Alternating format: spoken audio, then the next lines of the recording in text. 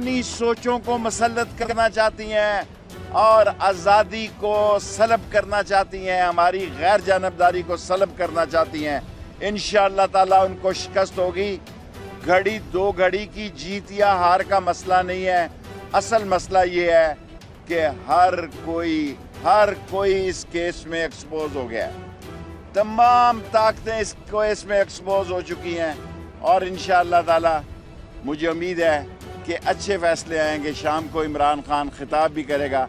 मैं 3 महीने पहले कहता था इस्तीफे दे दो। मुझे पता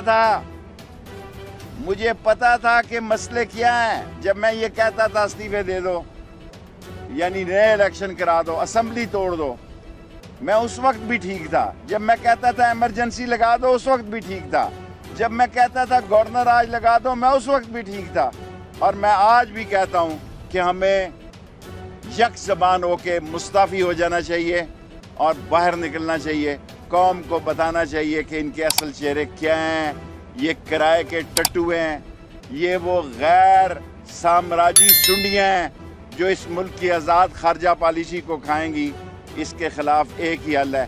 तमाम पाकिस्तान में अगर कोई ये समझ रहा है कि कौम को समझ नहीं आई कि क्या हुआ है और कैसे हुआ है और किस तरह हुआ है और किसने किया है, कौम को